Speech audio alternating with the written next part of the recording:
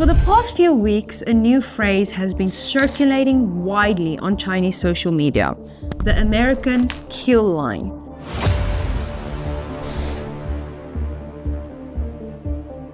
At first glance, it sounds dramatic, even exaggerated, but the more people dig into it, the more it reveals a very real economic phenomenon in the United States, one that actually already has a formal name.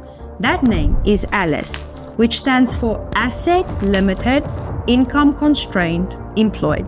And what makes this discussion especially interesting is not just what it says about the US, but why it has struck such a nerve here in China.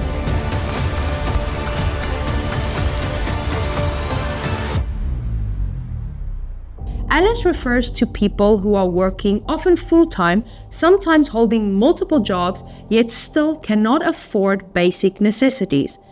These are not unemployed people. These are not people living on the streets. They earn above the official US poverty line, yet below what it actually costs to live. That gap between survival on paper and survival in real life is what Chinese commentators have started calling the kill line. Once you cross it, one unexpected expense can completely collapse your life. What shocked many Chinese viewers is the scale of this group.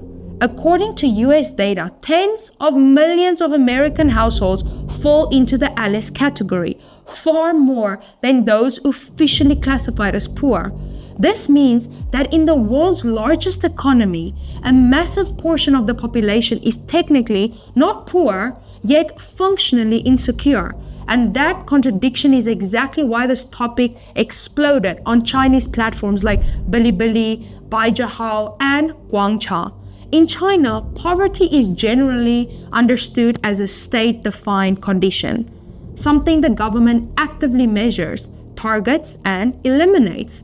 Over the past decade, China has promoted the idea that once extreme poverty is lifted, the state continues to provide buffers, basic medical insurance, public housing, subsidized transportation, and community-level support.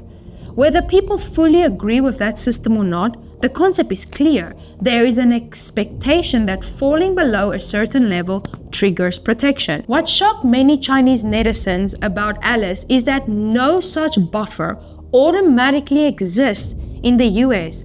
In fact, being slightly above the poverty line can be worse than being below it. If you're officially poor, you may qualify for food assistance, healthcare programs, housing support, or tax credits. But if you are ALICE, earning just a little more, you often qualify for nothing. No safety net, no subsidies, no margin for error. This is why Chinese commentators often compare the ALICE threshold to a video game mechanic.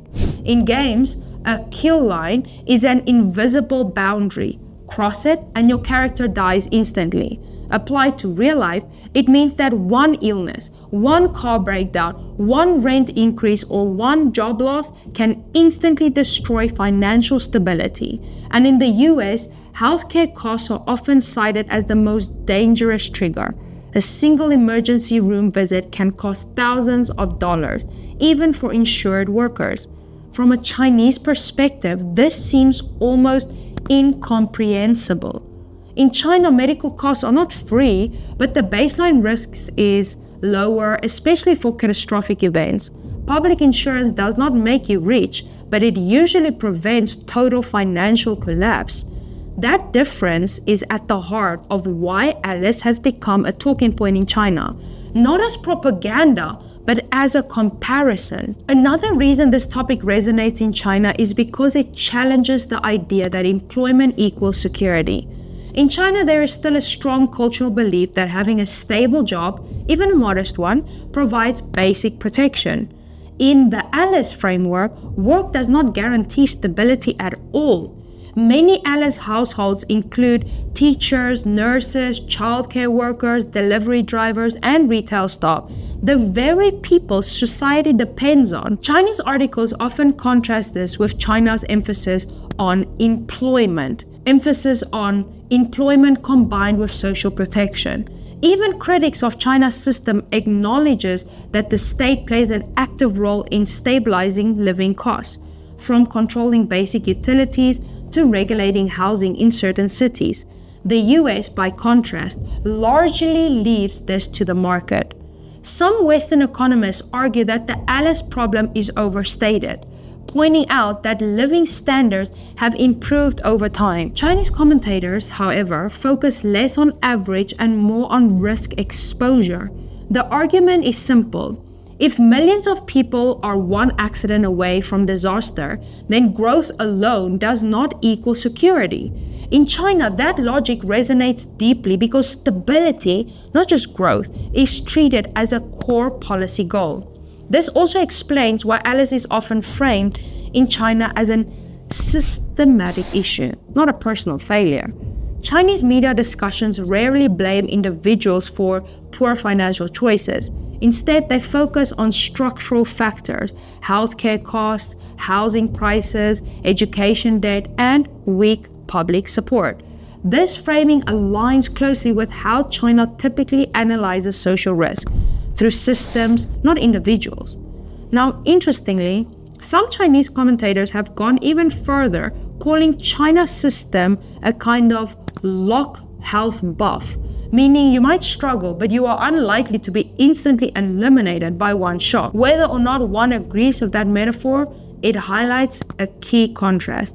China prioritizes preventing collapse, while the US often tolerates it as part of market discipline. Ultimately, the ALICE discussion in China is not really about mocking the US. It's about questioning definitions. What does it mean to be poor? What does it mean to be secure? And should a society accept that millions of working people live permanently on the edge? For many Chinese viewers, ALICE reinforces the belief that development must be paired with protection. Otherwise, growth becomes fragile. So when Chinese netizens talk about the American kill line, they're not just describing a statistics. They're expressing shock at what a system where working hard does not guarantee safety and where falling slightly outside official definitions can leave people completely exposed. Whether you see this as a flaw of capitalism or a policy failure, one thing is clear. ALICE has become a mirror, and China is looking into it very closely.